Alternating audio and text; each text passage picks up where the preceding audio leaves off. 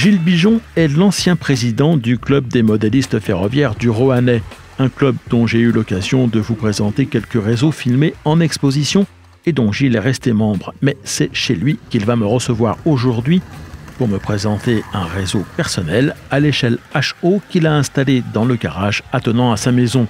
Une maquette dont la construction a commencé le long de l'un des murs et qui s'est peu à peu étendue dans la largeur, mais aussi la hauteur. Gilles va nous expliquer sa démarche et ce que ce réseau va devenir puisque dans quelques mois, il ne devrait plus être chez lui. Bonjour et bienvenue dans Aiguillage.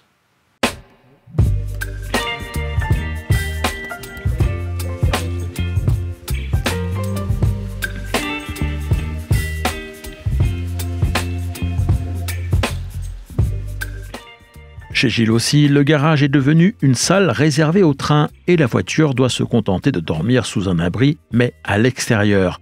D'autant plus que si la construction du réseau a commencé par des modules de dimension modeste, la maquette a peu à peu grignoté de la place. Elle a petit à petit investi l'espace disponible dans le fond de la pièce avant de commencer à grimper au mur. L'une des originalités de ce réseau étant en effet qu'il a été conçu sur 3 niveaux. Je m'étais inspiré d'un reportage qui était paru dans Loco Revue. C'était la gare de sur Saginard, la ligne de Saginard à Connin-les-Mines. Et ça m'avait beaucoup plu. Et je m'étais dit, tiens, un jour, je ferai un réseau comme ça à plusieurs étages. Alors, j'ai commencé par faire le niveau 0. Et j'ai regardé tourner mes trains pendant quelques années, comme on fait tous, en me mettant au bord de la voie. Et puis après, j'ai construit la gare Terminus, qui se trouve à l'étage supérieur. Et enfin, ces 6-7 dernières années, j'ai pu terminer le réseau avec la partie un peu campagne et un peu plus industrielle pour terminer. Et tout ça communique, c'est-à-dire qu'on peut partir vraiment de tout en bas pour aller tout en haut? Voilà, tout à fait, parce qu'à l'autre extrémité du réseau se trouve une boucle hélicoïdale qui dessert les 3 niveaux. Donc on peut passer du niveau 1 au niveau 3, ou du niveau 1 au 2, et du 2 au 3. Et du 2 au 0, au 1, bien entendu. Vous me montrez ça un petit peu de près, alors? Voilà. On va peut-être commencer par là où vous avez commencé, alors. Alors, pour commencer, j'avais fait une petite gare dans mon appartement qui n'était pas fonctionnel. Enfin, disons que où les trains ne tournaient pas, c'était du stockage. Et puis je l'ai incorporé à ce réseau. Alors du coup, c'est un os de chien qui fait un peu une forme de L. Les trains tournent en rond. Derrière, on trouve une gare cachée où on peut stocker 5 rames. Et puis on faisait, alors au tout départ, je faisais varier mes rames comme ça. Et puis après, bien, j'ai construit la gare Terminus par laquelle on peut accéder. Donc, quand on continue l'os de chien par ici, on voit que la voie là-bas va bifurquer. À ce niveau, l'os de chien pouvait continuer, tourner et arriver par ce tunnel.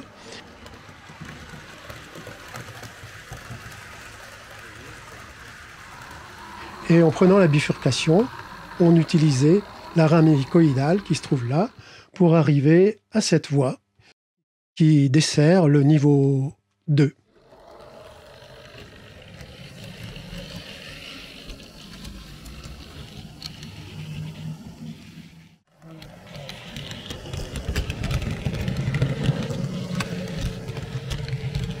Ensuite, le niveau 2 mène à la gare Terminus qui est là-bas.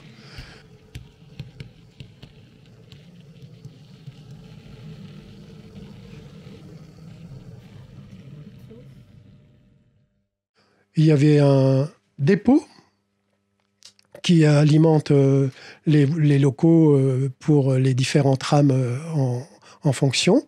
Une petite zone industrielle tout au fond, là-bas, vers la ville, enfin ce qui représente l'au-delà et la ville.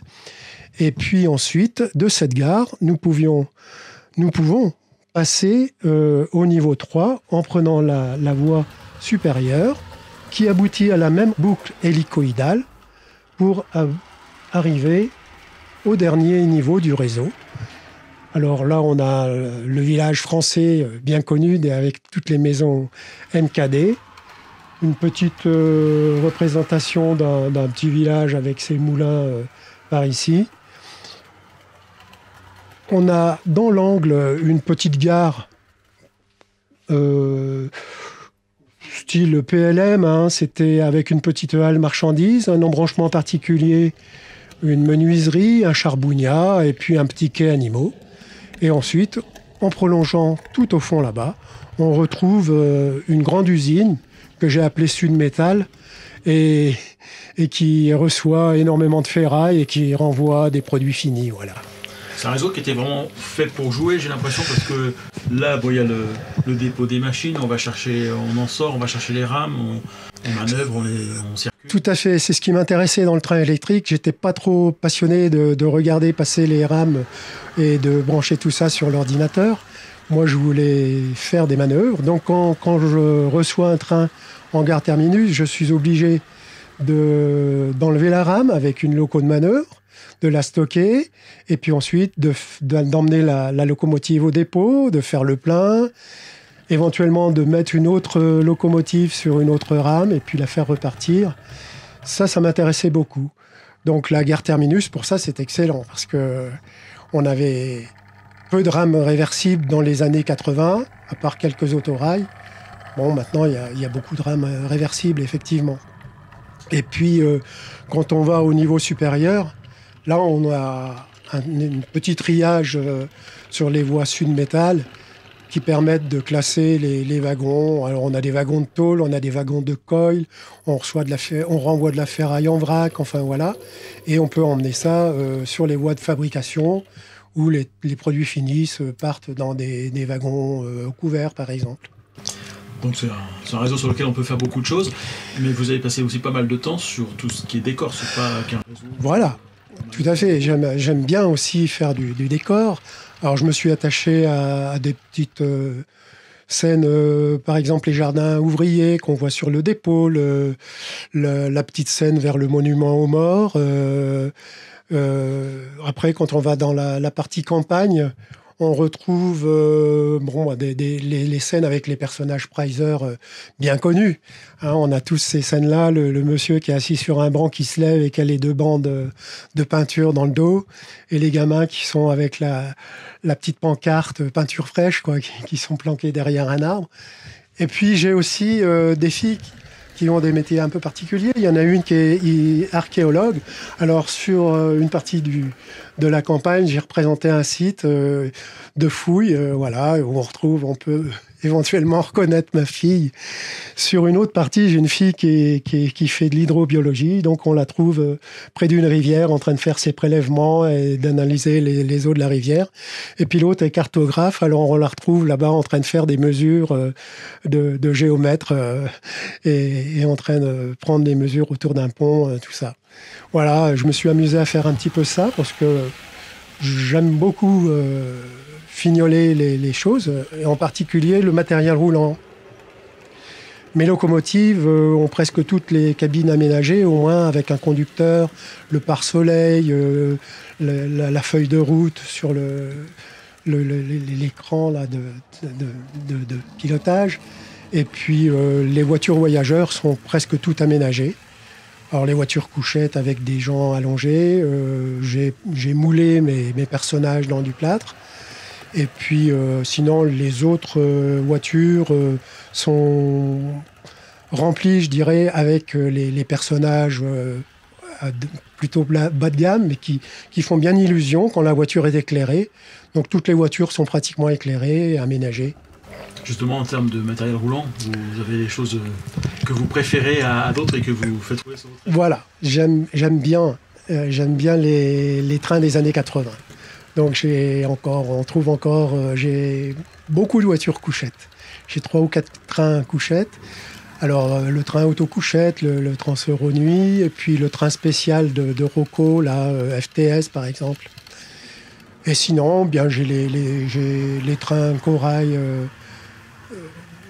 avec les voitures VU, VTU, et puis la rame Lima que j'ai augmentée d'une voiture pilote. Alors celle-ci fonctionne très bien d'ailleurs sur ce réseau dans les 2 sens, en tête ou en pouce. Et pour ce qui est des lieux que traversent ces trains, j'ai vu Saint-Gilles, alors ça j'imagine. Alors là, c'était un peu... Parce que quand mes filles étaient plus petites, elles disaient c'est la gare de papa. Alors je disais oui, c'est la gare de Saint-Gilles. Ouais. C'est la gare de Saint-Gilles, oui. Voilà, c'était donc c'est la gare de stockage qui s'appelle Saint-Gilles. Et sinon, je ne me suis pas embêté. J'ai appelé ma grande gare terminus Saint-Bartholin parce que c'était des étiquettes toutes faites à l'époque de chez Jouef. Et puis Neuvy, voilà. Mais par contre, j'aime bien agrémenter quand même le village avec des panneaux routiers, des petites scénettes aussi, le marché, le quai animaux avec les vaches qui sont en train de rentrer dans les wagons, par exemple. Des choses comme ça. Et il y a un lieu qui vous a inspiré ou un univers ferroviaire qui vous a... Alors, l'univers ferroviaire qui m'a inspiré, c'est tout simplement... Je passais à l'époque avec mes cousins les jeudis chez ma grand-mère, qui avait un hôtel-restaurant à Gilly-sur-Loire, en face de la gare, et qui, le midi, faisait à manger à toute la brigade qui était à cette époque assez nombreuse.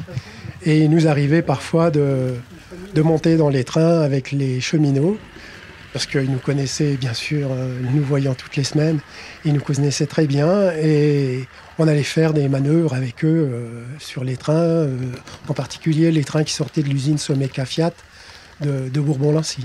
Et c'est de là, je suppose, qu'est né votre passion. Ah, c'est là que j'ai chopé le virus, sans aucun doute, sans aucun doute. En termes d'exploitation, c'est en analogique, c'est prévu pour le numérique éventuellement, mais... C'est très facilement transposable en numérique, mais je l'utilise en analogique pour l'instant. C'est des Gauge Master pour les réseaux principaux. Le dépôt a un transfo Rocco, tout bête.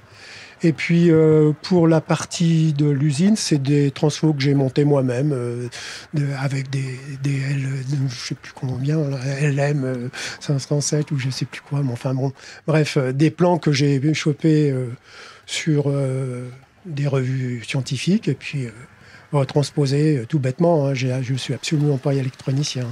Vous me faites voir un petit peu justement vos tableaux de commande, parce qu'il y en a plusieurs. Alors, les tableaux de commande, on a le tableau de commande principal de la gare qui est... Alors, lui, c'est les Gauge Master. Donc, on retrouve un tableau plastique avec des petits boutons poussoirs et des interrupteurs pour arrêter les trains, bien entendu, qui, si on passe en analogique, seront complètement inutiles. Et puis dessous, c'est alors des transfos un peu faits maison aussi, pas mal de récup, des vieux transfos Jouef pour assurer les aiguillages, et puis le reste, bien sûr, beaucoup de fils, parce que ce qui serait grandement moins important avec le digital. On a là-bas la partie qui commande la gare cachée. Bien cachée, hein, chez vous. Oui, elle est bien cachée. Alors, elle est accessible en levant la gare. La gare est montée sur charnière. Donc, on lève ces plateaux. Alors, il faut un peu débarrasser les rames, c'est sûr. Donc, il vaut mieux pas avoir d'accident là-bas à l'arrière. Et là, on a un petit tableau. On sait où sont arrêtées les rames par ces petits voyants jaunes. Et puis, à l'époque, j'avais fait un système de commande d'aiguillage avec un pointeau qui tapait sur les fils comme ça. Bon, maintenant, on trouve des boutons poussoirs, c'est quand même un peu mieux. Mais à l'époque, j'avais fait ça il y a une bonne 25 ans, hein, facilement. Et puis les autres tableaux, sur la partie usine, j'ai fait un peu des points de commande à chaque point, parce que on travaille avec un walk-around, donc de Gauge Master, celui-là. Et on peut aller faire fonctionner le pont roulant en montant les coils. On se déplace avec son train. Je trouve que c'est sympa aussi. On suit le train, on peut dételer même à la main comme ça. Et ça, on est près de l'univers que l'on veut créer, quoi. Et ce réseau, qu'est-ce qu'il va devenir? Parce que je crois que vous ne restez pas ici. Alors, non, j'ai l'intention de me séparer de ce réseau. J'avais eu une bonne piste et puis ça n'a pas marché. Mais là, j'en ai peut-être une autre. Donc, quitte à vendre le réseau, si c'est en 2 ou 3 morceaux, pourquoi pas. Quelqu'un serait peut-être intéressé par la partie basse. Et comme je fais partie d'un club de modélisme à Ariorge, qui s'appelle le Club des modélistes ferroviaires du Rouennais, on a dans notre grand réseau une partie qui se termine en bord de réseau, comme ça, qui demande qu'à être poursuivie. Et c'est vrai que l'ensemble des gens du club trouvent que la grande usine irait parfaitement. Donc peut-être que je laisserai ma partie haute au club pour qu'on continue de faire des manœuvres. Et puis moi, ça me permettra aussi de connaître ce réseau. Alors je veux m'en séparer, pas du tout parce que j'abandonne le train électrique, mais parce que j'ai chopé le virus, mon épouse m'ayant payé un voyage à bord du Glacier Express. J'ai aussi pêché pour les petits trains des chemins de fer éthiques. Et du coup, j'ai commencé de construire un réseau rétique. Et il va falloir libérer de la place ici. Et puis peut-être un éventuel déménagement dans l'année qui vient ou l'année prochaine pour me rapprocher un peu de mes filles me permettra de monter ça dans une pièce plus adéquate.